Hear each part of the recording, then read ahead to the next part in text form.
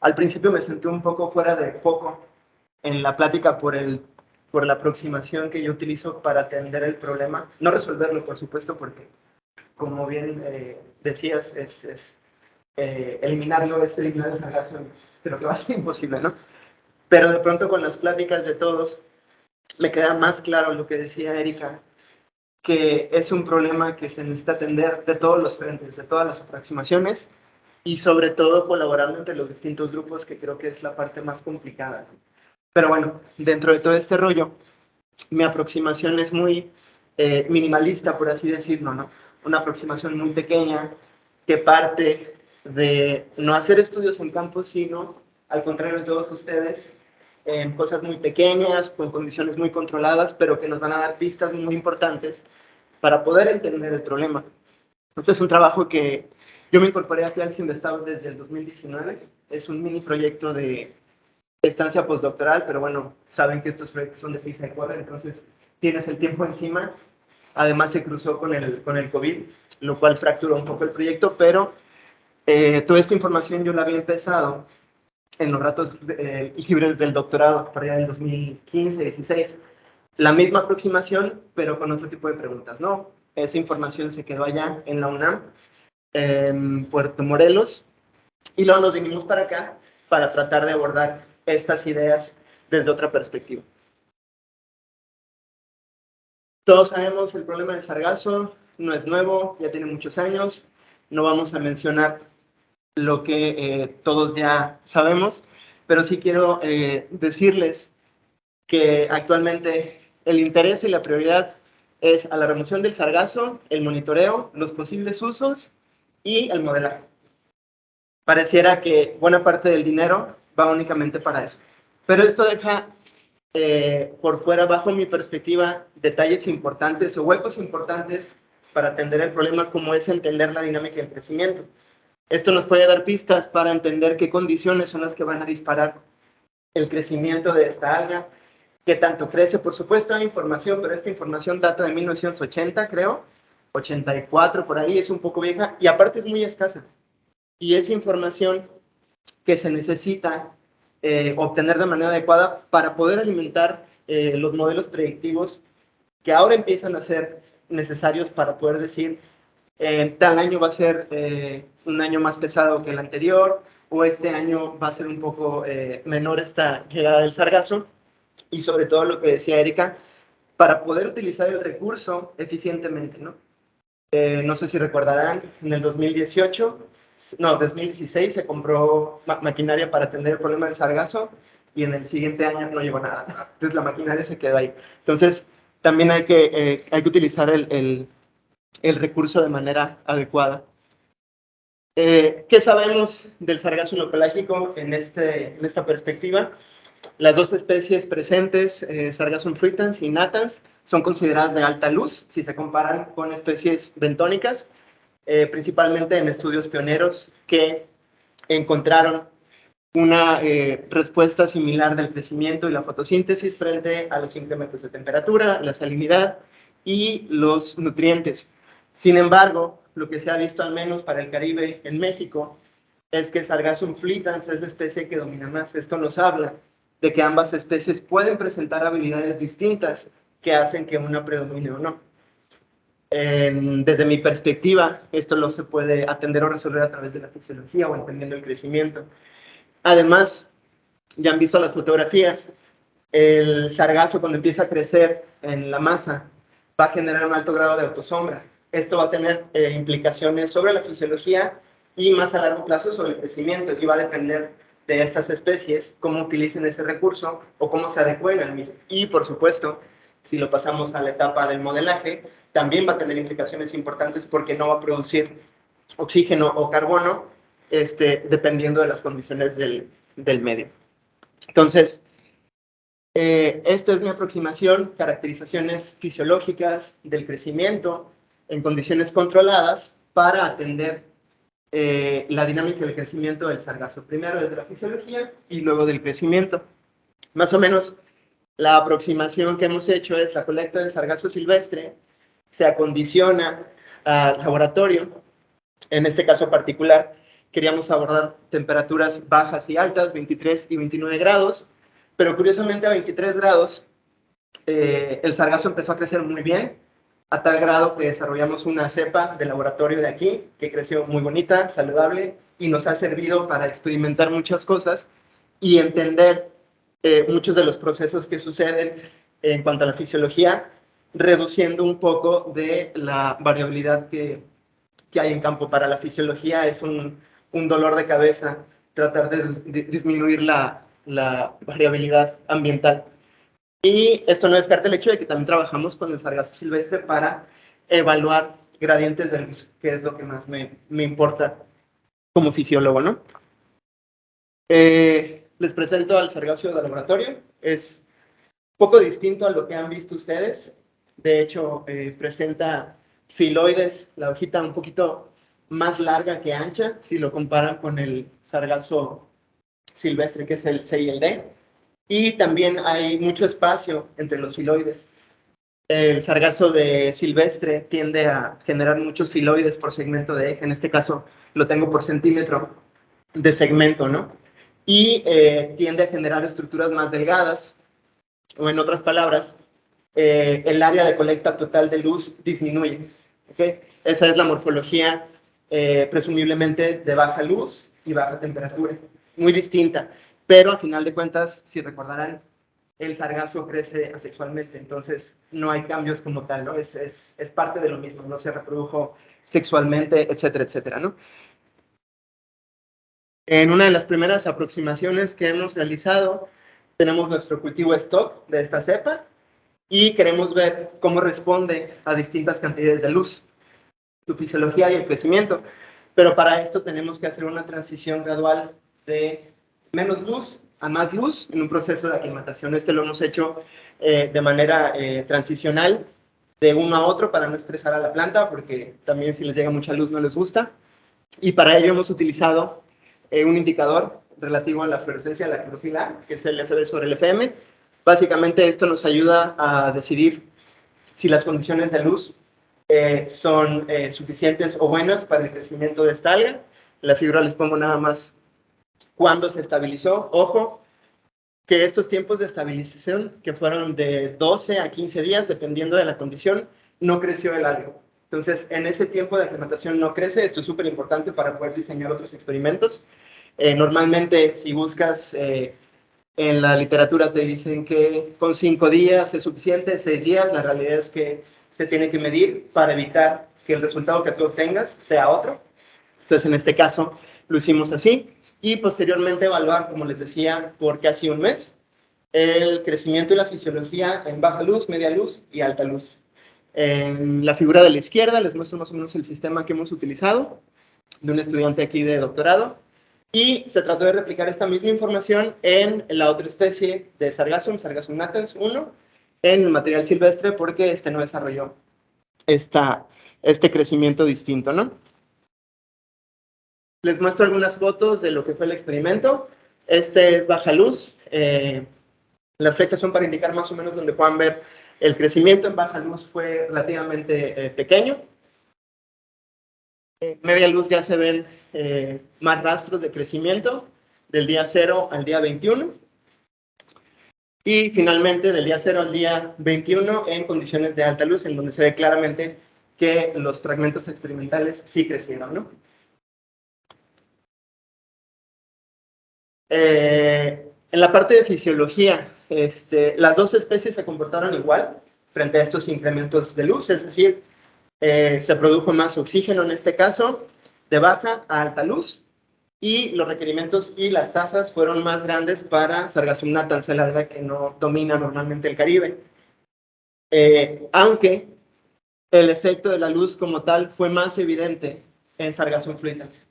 ¿Okay? Solo para el caso de la respiración fue evidente este cambio para Sargassum natans, y también hubo una relación inversa entre los pigmentos, es decir, de más pigmentos en menos luz y menos pigmentos en mayor luz. En el caso del crecimiento, ahora sí, lo que vieron en las imágenes, para Sargassum fluitans tenemos que existir un fuerte efecto de la luz. obtuvimos tasas de crecimiento desde 2 hasta casi 8% al día, y una relación inversa del nitrógeno con la luz, menos nitrógeno, más nitrógeno, menos luz, mientras que el carbono se mantuvo relativamente constante. Para el caso de Sargassum natans, desafortunadamente no se vio un efecto tan claro de la luz, creció muy poquito, y la cantidad de carbono y nitrógeno se mantuvieron relativamente estables a lo largo de las 3 semanas de experimentación. También estábamos interesados en utilizar temperaturas supuestamente más de acuerdo a lo que sucede en el medio, es decir, un poquito más elevadas en el Caribe, a 29 grados. Realizamos 2 experimentos, utilizando Sargassum fluitans silvestre, baja y alta luz, nada más que pues el alga nunca creció, y expresamos el crecimiento como pérdida de biomasa. No les voy a platicar más de esto porque esto tiene implicaciones para el rollo de degradación. Otro tema que también investigué, pero no les voy a presentar nada de eso. Pero sí quiero que vean la importancia de la luz de nuevo en la pérdida de biomasa, que fue mucho más grande para la que se encontraba en limitación de luz.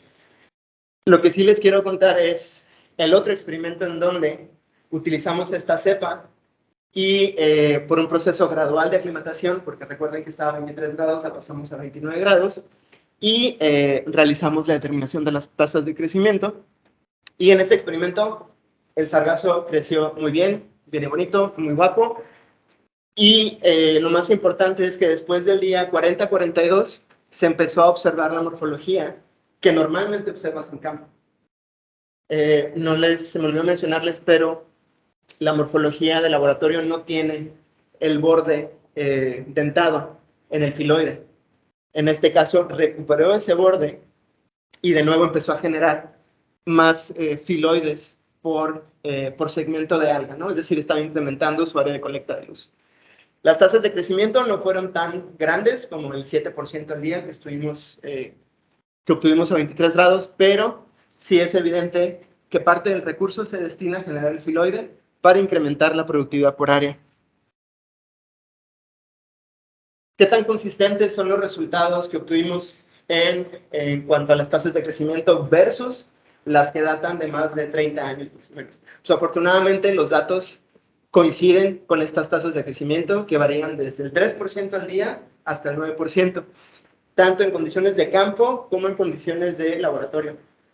Aquí lo que me importa resaltarles es que la magnitud de cambio que tuvimos de tasas de crecimiento para fluitans del 2 al 7%, únicamente fue por efecto de la luz, que es muy parecido a la magnitud de cambio que tenemos, por ejemplo, con enriquecimiento de nutrientes. El supuesto o la hipótesis más adecuada hasta ahora que explica el florecimiento de esta alga, ¿no? Entonces, ojo con eso para las interpretaciones, porque la luz tiene el mismo efecto, no en natans, ¿no? En fluitans, pero bueno.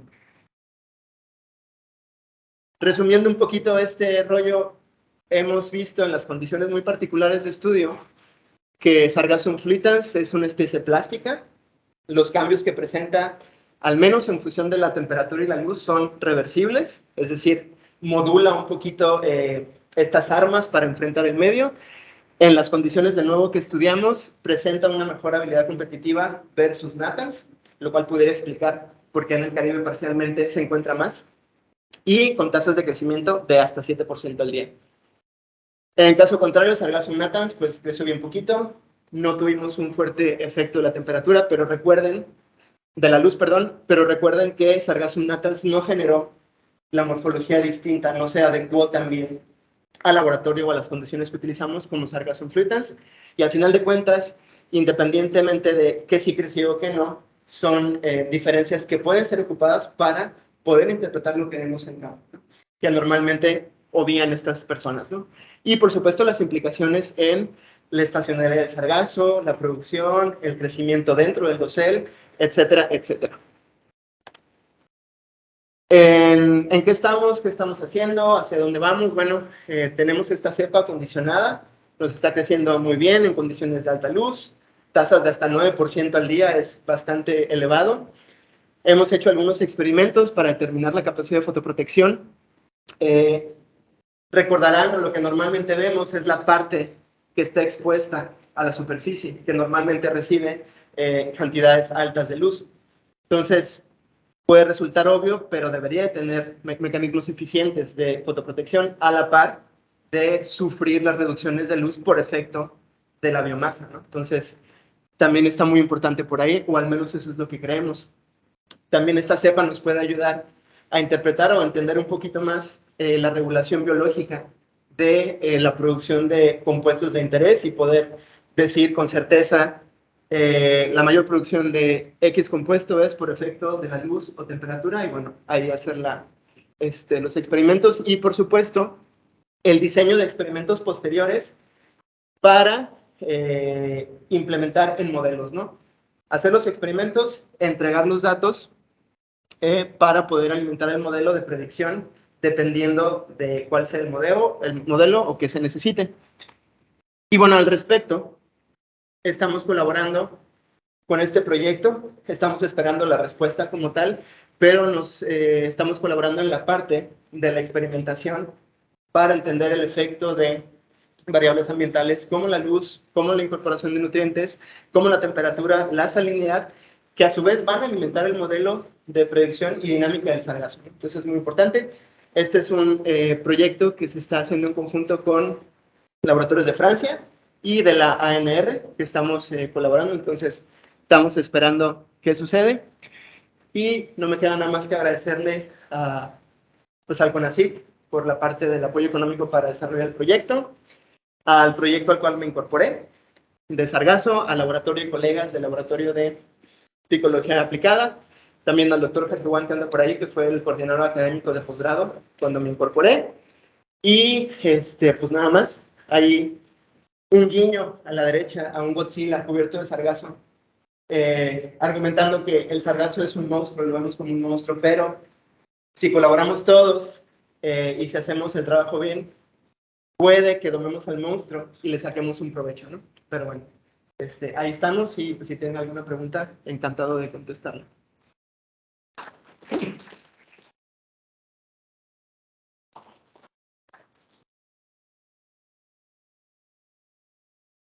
Pues padrísimo, felicidades, interesantísimo, a mí me gusta mucho ese tema de la...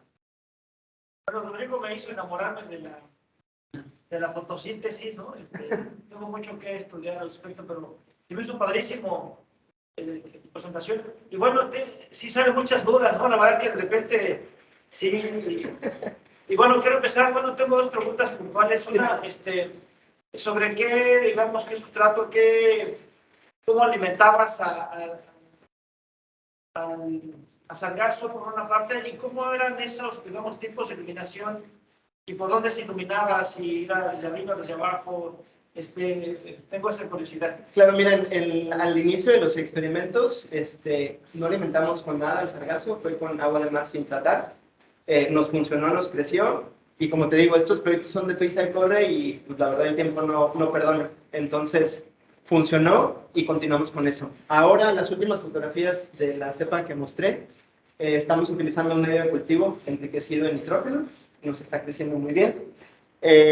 Con respecto a la iluminación, bueno, las cámaras que tenemos son un cilindro que están rodeados con unicel, que permiten que la iluminación sea homogénea, aunque esta viene de arriba, pero te permite que la iluminación venga de todos lados, por así decirlo, y no tengas el problema de sombreo únicamente por efecto de la posición de la luz, ¿no? Para tratar de reducir un poquito la variabilidad que encontrarías en el medio de cultivo.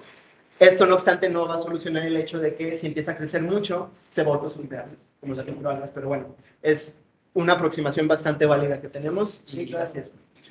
Sí, claro, y bueno, y también, por ejemplo, ese agua de mar, digamos, y solamente es por curiosidad, sí. Porque obviamente sé que pues todo eso lleva una complejidad y una logística, ¿no? O sea, no es simplemente por curiosidad. Esa agua de mar, por ejemplo, era, no sé, era de ese tipo ligofónica, así del Mar Caribe, o era de aquí de Progreso, ¿cómo era? Lo ideal hubiera sido que lo que hacemos es, tenemos que adecuarnos a la situación, en este caso es lo que hay aquí en Mérida, ¿no? Sí. Entonces, lo ideal hubiera sido traernos un tinaco del Caribe y trabajar con esa agua. Una pipa como tal, ¿no? La verdad es que eso en términos de logística pues es complicado. Entonces, aquí el Cempestat tiene la unidad marina de Telchac. Entonces utilizamos agua de Telchac y es la que utilizamos para los experimentos. Es agua estéril, tenemos la concentración de nutrientes iniciales, etcétera, etcétera, pero eso es lo que utilizamos. Lo ideal es trabajar en campo, en el lugar, ¿no?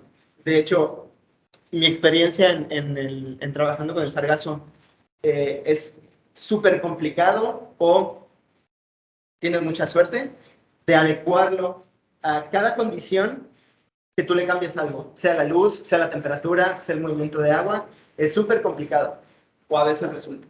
Lo menos de estrés que le puedas poner al sargazo en la transferencia de campo a la condición que tú quieres experimentar, mucho mejor, porque si no, te puedes pasar una vida entendiendo qué es lo que sucede. Sí. Román, una pregunta. Sí. ¿Tú crees que esta tasa de crecimiento se mantiene cuando el sargazo está acumulado antes de que salga a la playa? Ya ves que ahí se acumula. Claro. Las tasas de crecimiento se siguen dando en esa zona. La pregunta general es, no lo sé.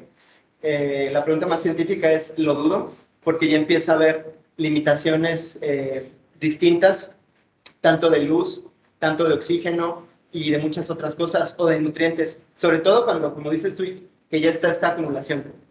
Antes de esta acumulación, pero cuando ya está entrando, por ejemplo, en Puerto Morelos entra al arrecife, puede que estas tasas se mantengan. Honestamente, lo desconozco, pero es la aproximación que yo tengo es lo más válido en los estudios pioneros estos que hicieron en campo, que si bien son trabajos muy interesantes, determinaban el crecimiento, creo, en 3 días, ¿no? Entonces, en 3 días puede ser un poco complicado observar el crecimiento. Pero de nuevo, no creo que se mantengan justo cuando ya haya acumulación. Poquito antes, puede que sí, se tendrían que hacer experimentos justamente para demostrar eso, pero si las condiciones lo permiten, es decir, si no hay limitación por nada, debería de crecer. Sí, porque si lo entendí bien, más o menos como en 10, 15 días estaría doblando su peso. Sí. ¿No? Entonces, si estamos pensando en una masa que está acá, en 10 o 15 días ya se duplicó, si siguiera esa lógica, si siguiera... Exactamente. El único problema con la aproximación de laboratorio es que son las condiciones idóneas, ¿no? Dentro de las condiciones idóneas hay factores que van a reducir o incrementar su tasa de crecimiento. Ahora, es consistente con trabajos previos, ¿no? De nuevo, estos trabajos previos jamás se estudiaron entrando a esta acumulación, ¿no? Pero la lógica que plantea es totalmente cierta. De hecho, en un principio era lo que más se manejaba, ¿no? Pues es que está entrando a la costa, al arrecife, entonces en 10 días va a aplicar sobre masa y por eso.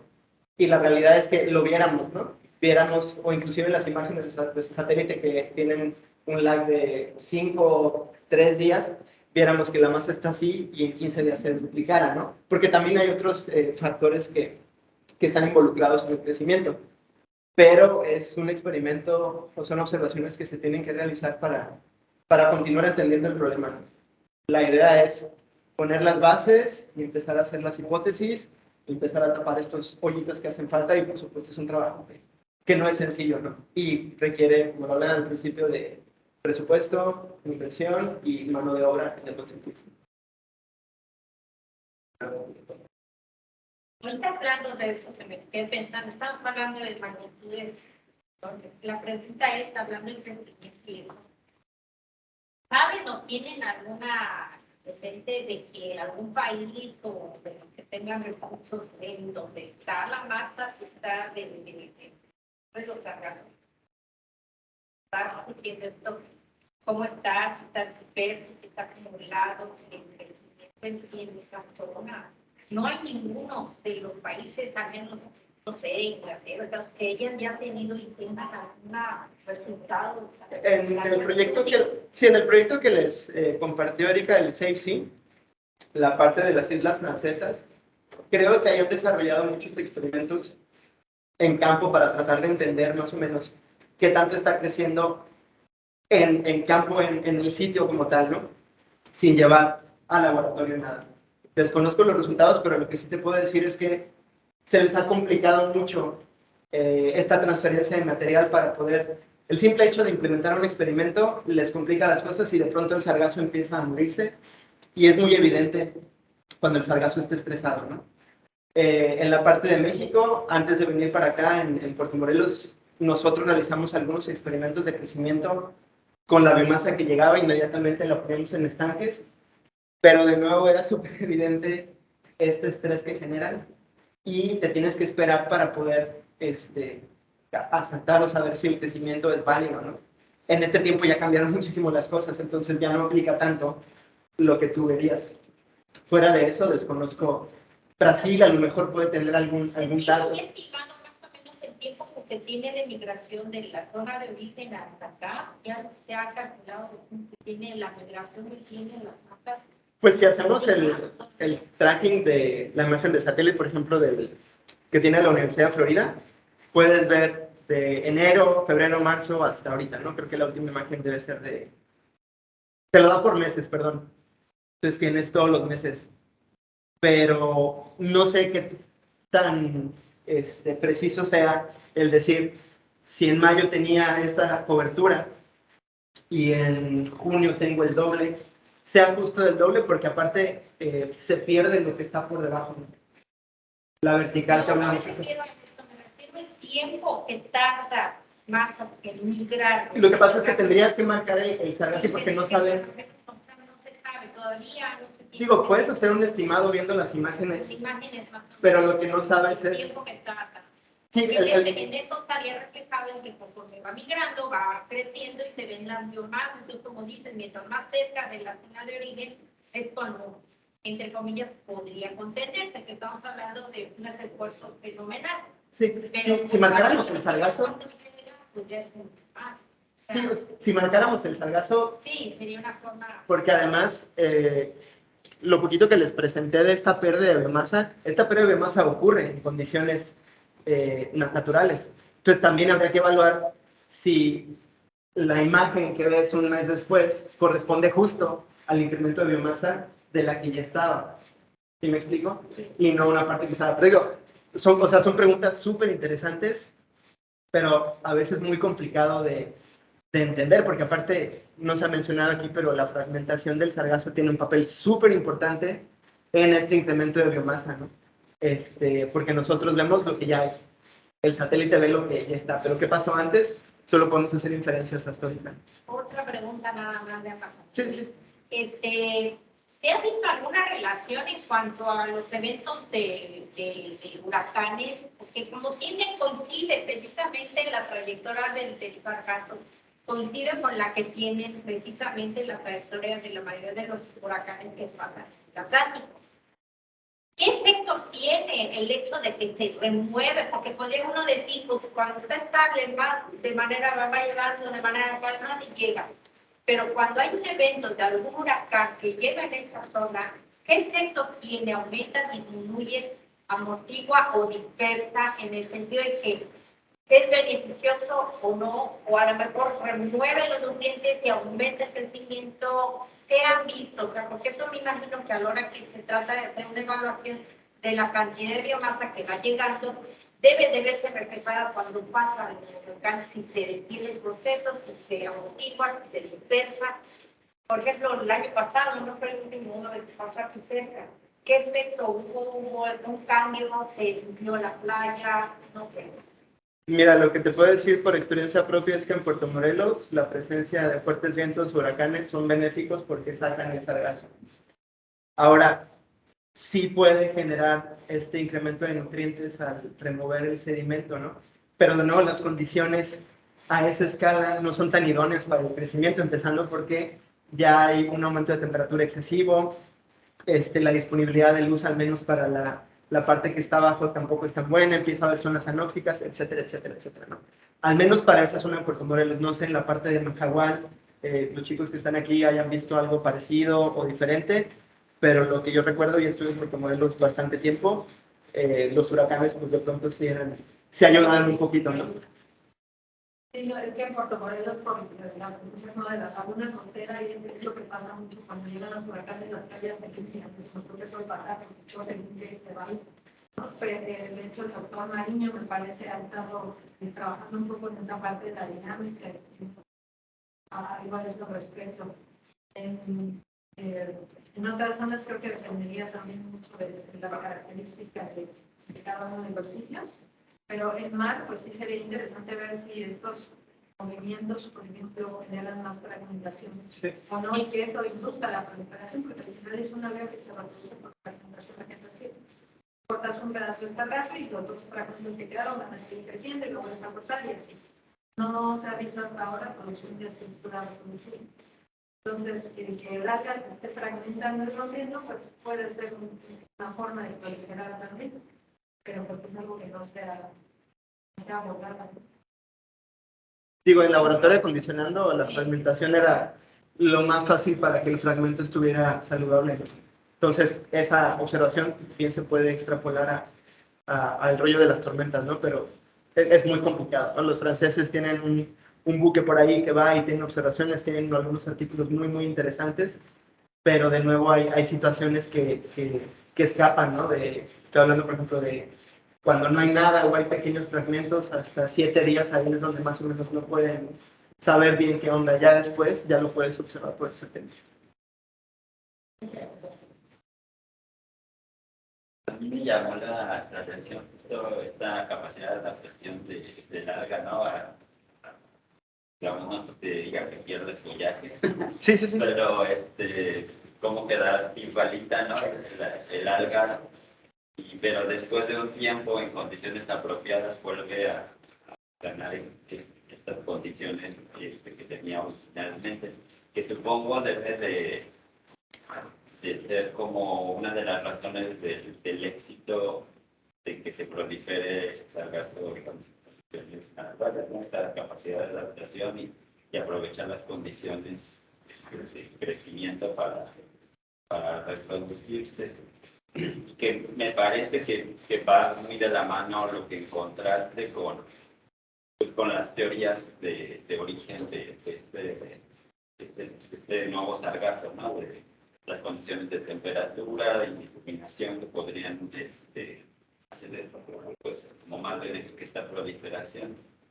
Y me interesa saber ahora que cuando tengan los resultados con los nutrientes, ¿no? Porque esa es otra de los posibles orígenes de este sargazo, ¿no? Como las condiciones apropiadas de nutrientes puedan hacer proliferar este tipo de organismos. Sí, de hecho, todo lo que encontramos, cada día que veíamos algo nuevo, planteaba una hipótesis distinta y pues, luego a veces no tiene tiempo uno para decidir por cuál. En el caso particular de los nutrientes, eso sí, te lo debo, estaba planeado. Y justo cuando estábamos empezando el experimento fue cuando hubo la suspensión de labores en el 2020, marzo. Pero sí se planea hacer de nuevo estos experimentos precisamente para ver qué tanto puede disparar el crecimiento si es que lo dispara en conjunto con la luz, ¿no? Porque por la temperatura de pronto, ayer que estaba estudiando un poquito, estos estudios pioneros de pronto te dicen que de 23, 24 grados hasta 29 las diferencias son mínimas, ¿no? Entonces realmente no está creciendo a tan altas temperaturas como sospechamos. Aparte el tiempo que tiene el sargazo para aclimatarse a la condición nueva, bueno, pues es suficiente, ¿no? Que cruza todo el Caribe y parte del Atlántico.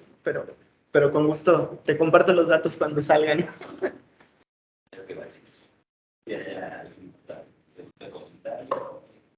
Bueno, yo nomás, bueno, sí es que me quedan varias dudas, ¿no? Pero porque está apasionante el tema. Más como a ver si me acuerdo bien y a ver la conclusión. En el laboratorio viste que, o sea, digamos, de manera silvestre, el sargazo fruitans es el que domina, ¿no? Y en el laboratorio viste que fue inverso, que el sargazo natans... No, natans es el que no domina y fue en el que el laboratorio se mostró robusto en el sentido de que no tuvo efectos metabólicos o de crecimiento frente a las condiciones que utilizamos, ¿no? Aunque este crecimiento fue mínimo. Fruitans, que es el que domina, o predomina, mejor dicho, mostró muchos cambios, pero todos ellos en función de maximizar su crecimiento, ya sea reduciendo, por ejemplo, los filoides muy chiquitos y delgados, ¿no? Entonces eso también te indica que la energía que necesita para formarlos es menor a coste de permanecer en el espacio, ¿no? Entonces pueden ser estrategias que utilicen campo, que normalmente obviamos porque estamos viendo la masa enorme, ¿no? Entonces, ¿qué pasa ahí? Pues quién sabe, ¿no? Pues digamos que Fruitas fue como que más resiliente, por así decirlo. Exactamente. Okay. Con estos cambios, ¿no? Sí, sí. O sea, no nada más porque resiliente hubiera sido el otro si hubiera expresado tasas de crecimiento Sí. invariantes. Pero sí. También esto está bien interesante porque hay otras regiones donde se ha recordado que las especies dominantes no es Fruitas, sino Exacto. es una de las matas, ¿no? Entonces, en función también de la región, es la dominancia de la especie y con esos estudios fisiológicos de crecimiento y todo eso puedes ir entendiendo cómo están funcionando cada una de las especies y el aporte que tienen al final a eso. No me son más situaciones. Porque a veces hay más proporción en una o más proporción.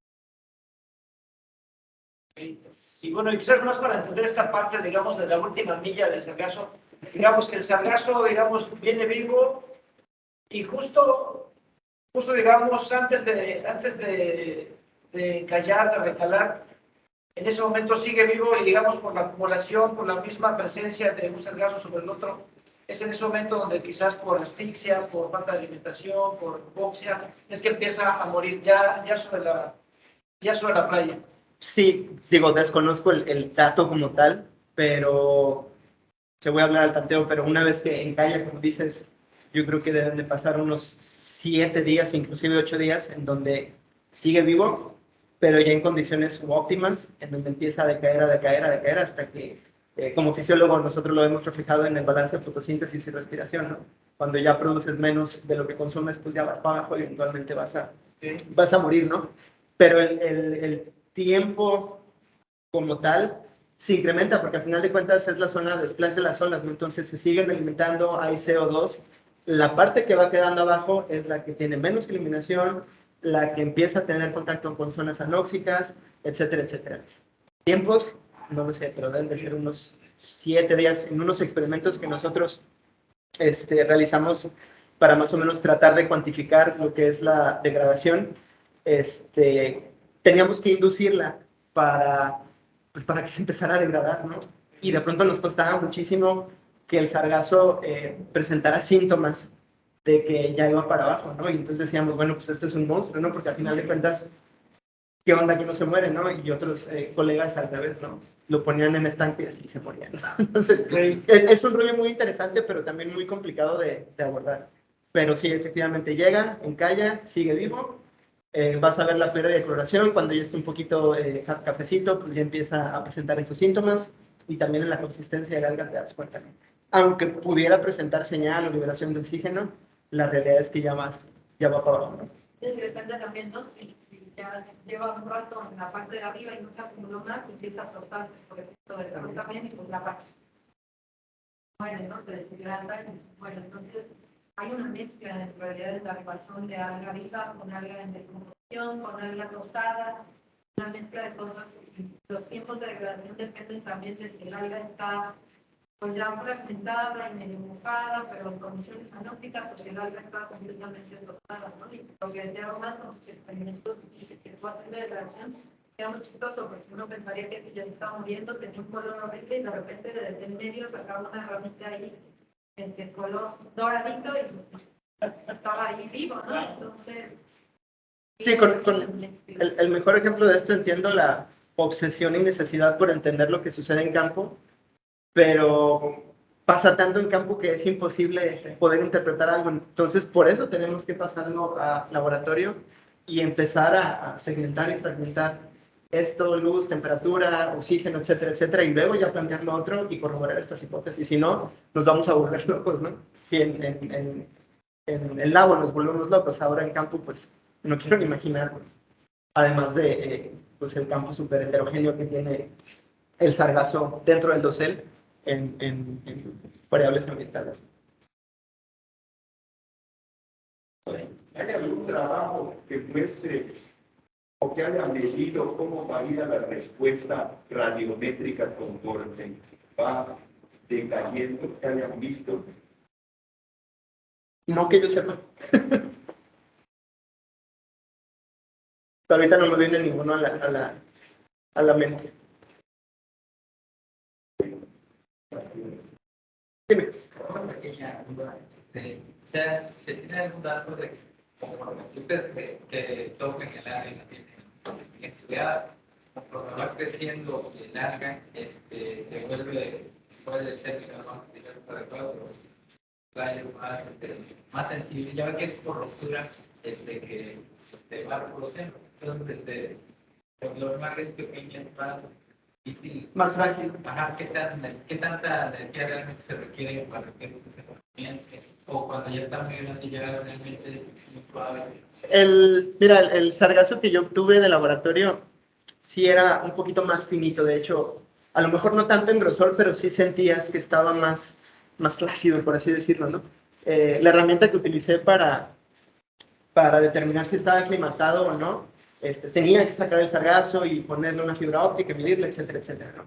Noté que el uso excesivo, únicamente el sacarlo y ponerle el aparato, no le gustaba. Entonces tuve que hacerlo más espaciado. Pero en campo la historia es distinta. Al menos el Fluitance, el Fluitance es más grueso, es más robusto. Desconozco si tuviera eso, pero en laboratorio con esta cepa sí es sensible a eso. Entonces, mientras menos lo manipule, sí. Depende también mucho de la especie. Por ejemplo, natas implican son más quebradizos, pendientes de los fragmentos de donde se campo, ¿no? Pero nata notocho es una especie muy robusta, entonces puedes pagar el eje y no lo vas a romper. Es mucho más robusta, la composición bioquímica de cada una de estas especies, que he estado también trabajando en esta pregunta, es diferente, ¿no? Y depende también el contenido de los elementos que hay en la pared celular, el alga va a ser un poquito más como cobriosa, ¿no? Entonces, al menos así, de manera como hemos observado, nada es mucho más difícil de romper, pero es la que encuentran en menor porcentaje en nuestras razones. Y Fluitance natas se fragmentan mucho más fácilmente, son las que encuentras en mayor cantidad. Fluitance en principio y natas uno de segundo lugar, ¿no? De la empresa. De hecho, cuando inicias las aclimataciones, lo que pierden primero son los filoides y queda el eje, ¿no? Y luego ya empieza a florecer, como decía el doc por acá, ¿no? Pero sí, está súper interesante todo. Se ha hecho algún experimento en los cuales las condiciones llegan luz y nutrientes para el crecimiento. Y, ejemplo, su propia descomposición, ya ven que trataban esto igual influye en el crecimiento, entonces su propio Pues, los experimentos quedaron ahí, están planeados, pero evidentemente una de las preguntas iniciales en general con el sargazo es que cómo se mantiene en condiciones tan oligotróficas, ¿no? Entonces una de las hipótesis es que precisamente lo que muere o los fragmentos que se desprenden del alga empiezan a remineralizarse y proveen de nutrientes al sargazo que queda para que siga floreciendo. Está también la hipótesis del excremento de los peces, ¿no? Que también provee de nitrógeno, y por otro lado está el rollo de que el sargazo se enriquece con fósforo, ¿no? Que el fósforo es el que va a limitar el crecimiento o que lo dispara, ¿no? Yo trabajé la degradación, pero aislada del crecimiento. Entonces no te sabría decir, o mejor dicho, no tendría el dato puntual, pero la hipótesis es bastante buena. O asociaciones con cianobacterias para el caso del nitrógeno, etcétera, pero son miles de preguntas que están al aire que tenemos que abordar una por una, ¿no? Uno de pronto quiere abordar todo y pues te queda corto, entonces mejor paso a pasito o las más fáciles, pero sí.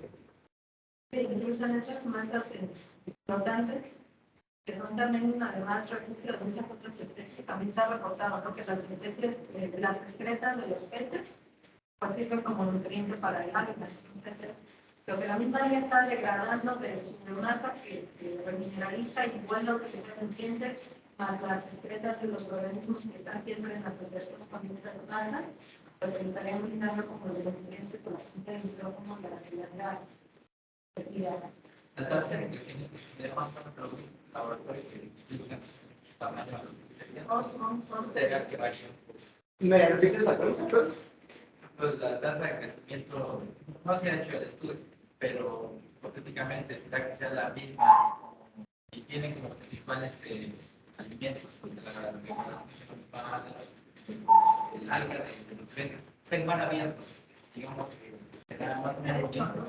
Sí se han hecho, pero el problema es que o sea, se hicieron en barcos para acabar pronto. Entonces, si bien puedes asumir que un porcentaje de la respuesta es debido a lo que decía, por ejemplo, Erika, a los peces o a la degradación del fragmento que cae, es muy complejo asegurarlo como tal. Sí se han hecho, pero no se han aislado, ¿no? Entonces, se han hecho, por ejemplo, en jaulas donde hay mucho pez, ¿no? Entonces, bueno, pues si está creciendo más es por el pez, ¿no? Y mides el nutriente, creo que también midieron isótopos, y bueno, más o menos te das una idea, pero realmente yo miraría lo más seguro y condiciones más, pues poner en cajas todo.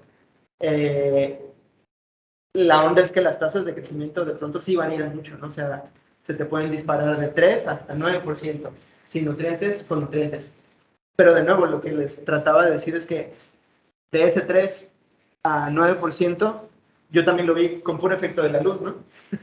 Entonces, ¿qué es la luz o los nutrientes? La combinación, por supuesto, ¿no? Es simplemente dejar en la mesa que no solo es una sola cosa, ¿no? Y se tiene que entender y utilizar la variable adecuada o la mezcla o el que va a ser el modelo ahí, hacerse pelotas con todo lo que tenga que meter al modelo, ¿no? Que también es una tarea muy, muy complicada. Bueno, la parte de los se pueda llevar a la... ¿En dónde? Digo, o sea, la hipótesis más generalizada es que precisamente el aporte de nutrientes que hace que el sargazo florezca es por la tala del Amazonas, ¿no? Entonces todo ese nutriente que se debería quedar ahí, por la deforestación entra y es el que desata el boom, pero se queda en hipótesis nada más, ¿no? Hay otra hipótesis que dice que es el hierro, porque un experimento con una especie de sargazo X medio creció, pero realmente no se ha hecho. En el caso del Caribe como tal o en México, no te sabría decir, pero de que hay nutrientes va a depender muchísimo en qué zona estés hablando. Normalmente las aguas, por ejemplo, en Puerto Morelos son muy, muy oligotróficas.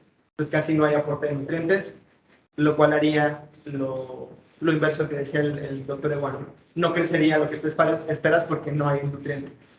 Pero en otras zonas sí hay aporte, ¿no? Entonces, pero de ley, el del Amazonas, sí, aquí en la parte del Caribe, Puerto Morelos, Tulum, etcétera, es muy poco, salvo lo que no está cuantificado como tal de las descargas estas de los hoteles, inclusive los aportes de nutrientes por los ojos de agua, etcétera, etcétera, ¿no? También tienes que meter en la ecuación todas esas cosas. Es que depende de la trayectoria que siga, ¿no? Hay un trabajo de Young que salieron donde hay varias trayectorias también. Pero a veces, digo, para la parte del Atlántico Norte, la corriente no ecuatorial, pues muy cerrona, la a las descargas del Amazonas y los polvos del Sahara que también aportan nutrientes. Saliendo de allí, pues la verdad es que depende de la ruta específica que el alga va a seguir, que pudiera estar enfrentada a diferentes aportes de nutrientes. Sí, es que ese es el problema, acuérdate que el recurso se mueve, ¿no? Entonces no es tan fácil decir como, la corriente de Yucatán trae los nutrientes, llega, va a florecer, y esta cosa se mueve, bueno, se mueve entre comillas, no tiene extremidades, pero sí, sí es muy complicado poder adjudicarle algo en particular a algo que pues, esté en función de las corrientes, ¿no? Que no sabes, y aparte de los tiempos que mencionabas, cuánto hace de aquí a acá, pues ni siquiera sabes si lo que está aquí es lo que llegó acá, ¿no? A lo mejor se quedó a medias, etcétera. Todo se queda en muchas hipótesis porque realmente es complicado hacer este tipo de estudios o experimentación. Sí, es que no es como las especies bentónicas que tienen la población en un sitio y entonces bueno, ahí puedes medir ese sitio y todo y saber cómo está cambiando, como estas 10 trayectorias y además está fragmentando y está un sistema muy dinámico. Son como las nubes, básicamente. Sí, bueno, evidentemente de todas las dudas y apasionantes respecto al experimento, esta reflexión me toma sentido de que pues, sigue siendo valioso, pues entonces seguir yendo, pues, seguir monitoreando la playa, ¿no? Y generar cada vez mayor información para intentar responder estas preguntas ya a escala más regional, ¿no? De hecho, es lo que tenemos para poder corroborar algunas de las cosas que hemos visto, ¿no? Sí, efectivamente, cuando las condiciones de la playa eran tanto, había más y coinciden con las tasas de crecimiento por el aporte de nutrientes. Entonces, sí se tiene que seguir haciendo todo. Habrá que priorizar, sí, a lo mejor no nos corresponde a nosotros, pero lo que podemos hacer es seguir las cosas por las cuales hemos estudiado, ¿no? A final de cuentas, y sacar y entender que además, pues no es un problema de México, ¿no? Es un problema que afecta a todo el país, entonces también organizarnos para